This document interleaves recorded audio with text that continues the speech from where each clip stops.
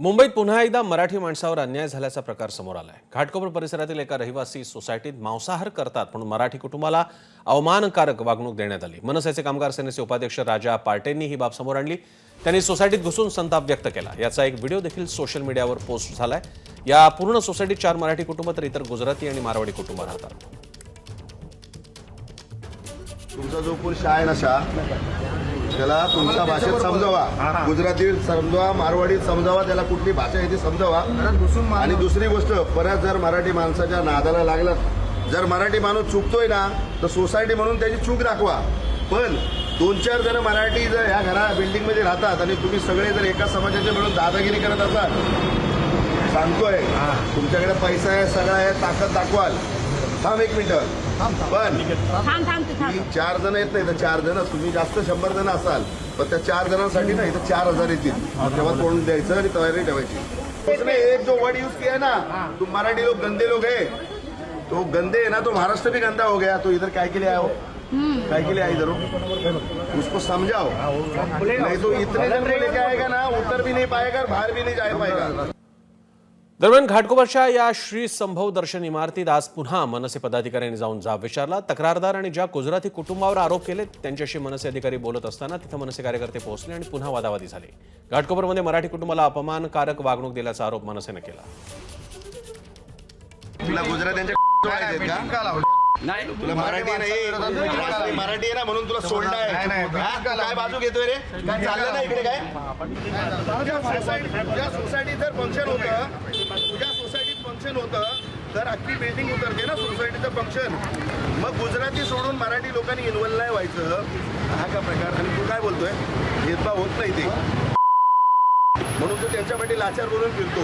पण सगळेच मराठी तुझ्यासारखे नाहीयेत, काही मराठी येत ना ते आवाज उचलणारे त्यातले ते शहाणपणा करतो। रात्री सूट दिली तर काय शाणा मला झाला का?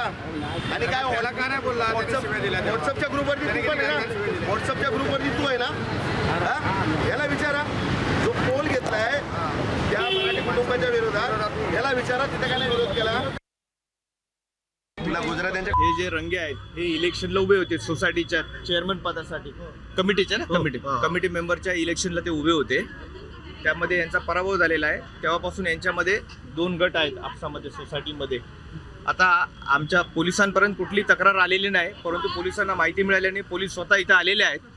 आम्ही आता हे जे सोसायटीचे जे दोन्ही गट आहेत त्यांची आम्ही एकत्र मिटिंग घेऊन यांच्या काय तक्रारी आहेत हे आपण समजून घेऊ आणि याच्यामध्ये जर पोलीस तक्रारी स्वरूपाच्या काय तक्रारी असतील तर त्याप्रमाणे आपण कारवाई करू। माझ्याबरोबर राम रिंगे आणि त्यांचं कुटुंब आहे। रामजी, काय सांगाल, नेमका काय वाद होतोय? गुजराती इथले ज्या फॅमिली आहेत त्यांच्याकडून तुम्हाला काय त्रास दिला जातोय, काय सांगाल? एक महिन्यापूर्वी सोसायटीचं इलेक्शन झालं। 1 महिन्यापूर्वी सोसायटीचं इलेक्शन झालं। त्या इलेक्शनमध्ये मी फॉर्म भरला होता तर माझी तिथे हार झाली। तर हे गुजराती लोक काय बोलतात, तुम मराठी लोग जीत के नाते हैं, तुम्हारी कोई हैसियत नहीं, क्या को खड़ रहता है तुम लोग नॉनवेज खाते हैं, तुम मच्छी मटन खाते हैं, तुम डॉगी पालते हैं, तुम गंदे लोग हैं। तो मतलब हम गंदे हैं तो तुम महाराष्ट्र में आगे क्यों रहते हैं? और मला माझ्या कुटुंबाला मानसिक त्रास खूप देतात। काही विचारायला गेलो, कुठला पेपरवर्क मागा गेलो तिकडे पेपरवर्क नाही, इग्नोर करतात। माझ्या अगेन्स्ट ग्रुप बनवला आहे, मेजॉरिटी बनवली। आता काल नेमका काय वाद झाला, काय झाला? काल वाद झाला की सोसायटीचं हे दिलं होतं मला त्यांनी, पॉवर कन्व्हर्ट डीडचं हे मला त्यांनी सोसायटीने लेटर दिलं मला की हे कन्व्हर्ट डीडचं तुम्ही बनवून द्या। तर मी लॉयर साहेबांना आणलं, घेऊन आलो, सोसायटी बरोबर मीटिंग केली, मीटिंग झाली। सेकंड मीटिंगला बोलले की लॉयरना बोलवा। काल बोलते की तुम करने वाला कौन है, तुम सब ये नहीं करने का, हम देखेंगे, गुजराती देखेंगे, तुम मराठी कौन लगता है, कौन करने वाला? बोल तुमने पॉवर क्यों दिया मुझे? काल रामरिंगेंनी जेव्हा मला फोन केला की आम्हाला इकडे त्रास दिला जातो आहे, मच्छी मटण बनवायचं नाही, दुसरी गोष्ट म्हणजे आपण जसं एक जास्त मेजॉरिटी एका साईडला करून आहे ना एकटे पाडायचं, 2-3 कुटुंब आहेत त्यांना कुठल्या फंक्शनमध्ये इन्व्हॉल्व नाही करायचं आणि शिव्या दिल्या आहे ना त्याने। अशा प्रकारची तक्रार आता अमित शहांकडे करणार अशी प्रतिक्रिया खासदार संजय राऊतांनी दिली आहे। तर मनसैनिक त्यांच्याच भाषेत उत्तर देतील असं मनसे नेते संदीप देशपांडे म्हणाले। असे प्रकार करणाऱ्यांना शिक्षा व्हायला हवी अशी प्रतिक्रिया संजय शिरसाट यांनी दिली आहे।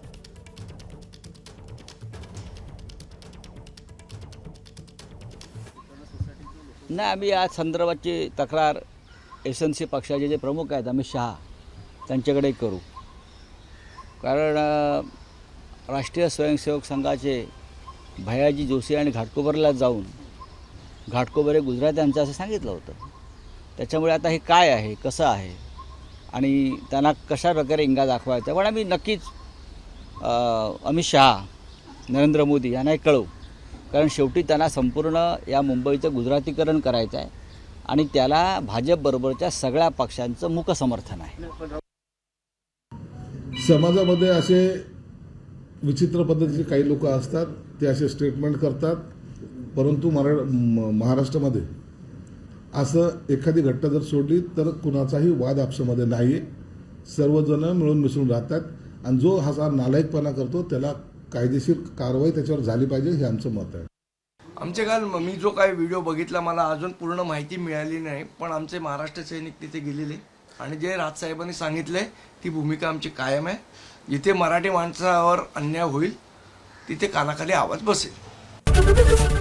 एबीपी माझा, उघडा डोळे बघा नीट.